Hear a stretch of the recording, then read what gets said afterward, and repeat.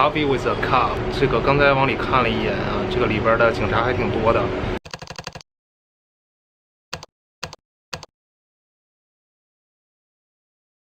Well, good morning. I'm Chief Carl Pardini. I'm the police chief for the city of Fairfax, Virginia. This is a small suburban community in the heart of Fairfax County, just outside of our nation's capital. So I'm pleased to be here today. We serve about 24,000 residents of the city of Fairfax and tens of thousands who pass through the city on any given day and visit the city of Fairfax.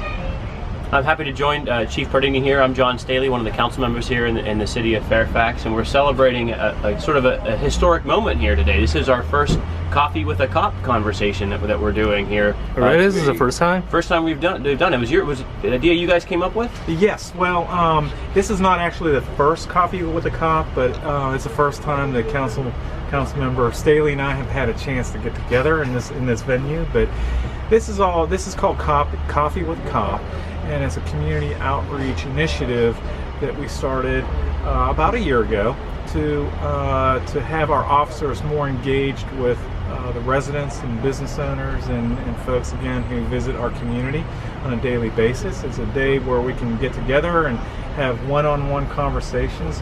Typically people don't experience the opportunity to speak one-on-one with a police officer unless they're receiving a traffic ticket or there's some other problem. So we like to have these events so our conversations aren't problem centric, so that we have an opportunity to have nice discussions, to talk about things in a friendly, open environment on things that are affecting our communities and coming up ways where we can enhance public safety. So this is very important for us. It's one of those unique moments about being in a small jurisdiction, 6.3 square miles, the chance to see people as neighbors. I've got two young children who we walk to school, and we see many of these officers throughout the day directing traffic, stopping by during their shifts.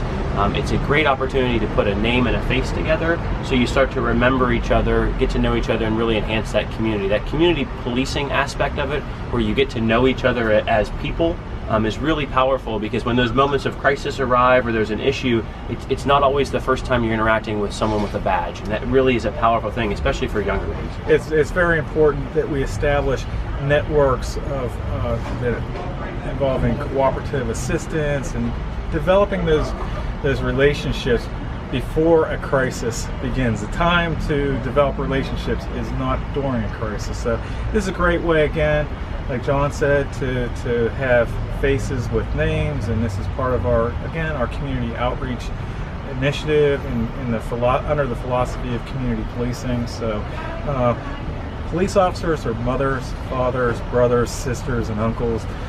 We're not machines behind a uniform, so we live and we experience the same things that everybody else does. So it's our mission, our job to extend police services to our community, to treat others like we would expect to be treated, or in ways that we would want our family members to be treated too. So to me, it's a calling. I've been a police officer for over 30 years now, and I can't think of anything else that I'd rather do. Well, we're very fortunate to have someone like Chief here leading it, because that idea of actually being seen in the community, he may not brag on it, but he's our first canine officer here in the city of Fairfax, first person to be a bike officer in the city of Fairfax, and really has grown up and demonstrated what it means to be that type of community policing, community engagement. We're very fortunate. Yep. So we are fortunate enough to work in a very safe community, but part of that work involves obviously being very proactive in what we do. So we have officers on patrol, and they're constantly monitoring our parking lots and our residential communities, our side streets. In this area, just outside of Washington, D.C., traffic is an important concern, and so we are requested to monitor traffic and take enforcement action on people that are speeding through neighborhoods and running red lights. A lot of challenges with the job as well, in terms of being mindful and working with our partners from federal agencies to our other law enforcement partners across the region to ensure that we have a safe area to prevent terrorism and other acts of violence that could occur in any community. So we are very proactive in our working relationships with outside agencies. I think Chief hit it very well. I will tell you from a council perspective, our job is to help sort of guide the direction the community wants to go, and we have the opportunity to work with Chief on a regular basis and see their officers out there. And so what I find exciting is the approach that the police officers all have to a person. They've embraced community policing, they've embraced the idea of being seen and being out there. And so while some people may not fully appreciate it, sitting down, having a cup of coffee is exactly part of the job, their daily activity. We want police officers to be seen, to create the space for those engagements, and they do a great job of it.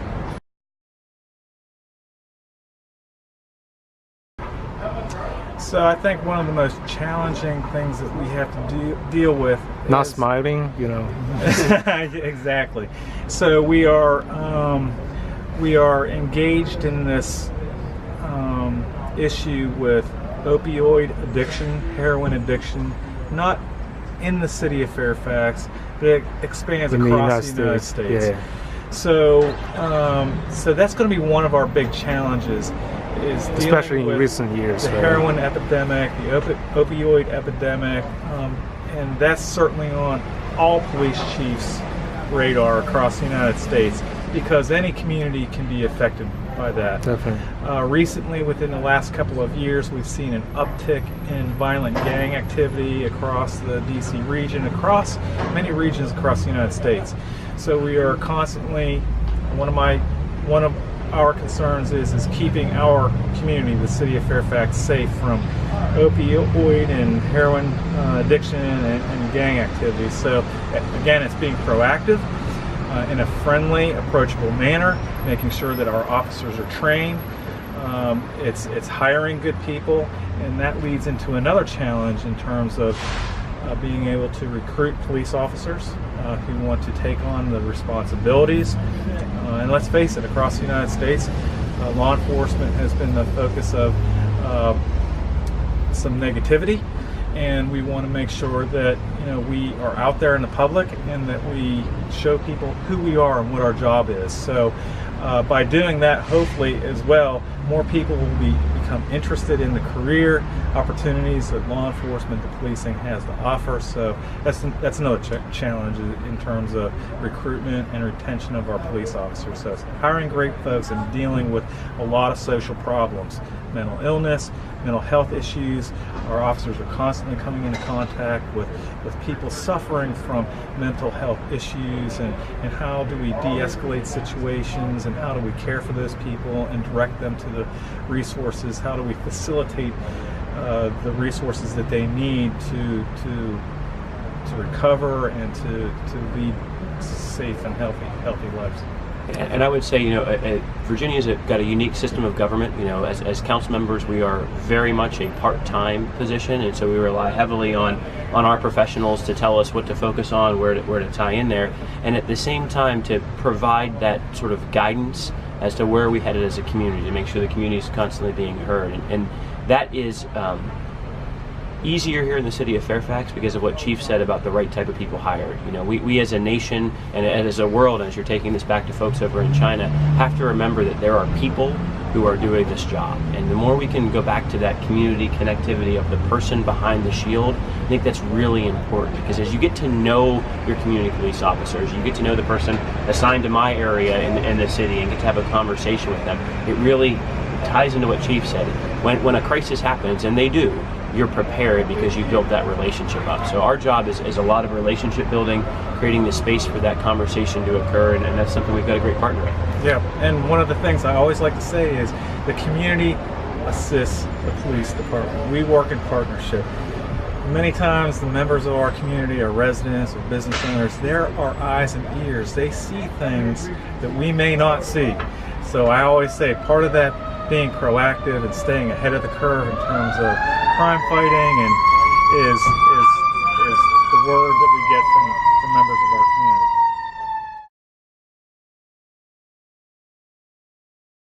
community. Yeah. So our police academy is about 6 months. After the recruit leaves the police academy, then they are assigned to what we call a field training officer. that is a seasoned senior police officer who trains that police officer in a car, elbow to elbow, all day, to take that book knowledge that they learned at the academy and apply it to real life situations. So that training takes place anywhere between 3 and 4 months, depending on the skills and the learning capabilities of the new police officer. And one of the things that we're responsible for as on council is to make sure we allocate the community's resources to continue to maintain the skill set of the officers.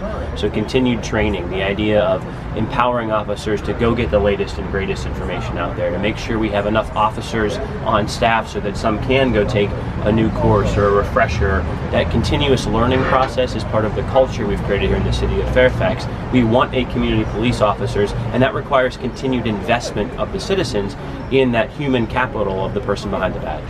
And we greatly appreciate the assistance and the support that we have from our elected officials. Education is very important to me. And as the leader of this organization, I think it's incumbent upon me to foster education when you're learning in a university environment. So we were lucky enough to receive tuition reimbursement or assistance for our young officers, so they can continue to take classes at George Mason University, for instance, in criminology and in other ways that can enhance their jobs. But when you're taking courses at the university level, I think it expands our knowledge base. And again, it helps us as police officers recognize others and other perspectives, and it just opens up our world to different opinions and ideas and perspectives, and I think it's very important to foster. Agreed. That. So. Please do. We are a metro ride away from downtown DC. You have an opportunity to see what a small town actually looks like as part of the great experiment that is our great United States. And at the same time, you can hop on a bus or a metro and be right in to see the Capitol very quickly. And we would welcome the conversation.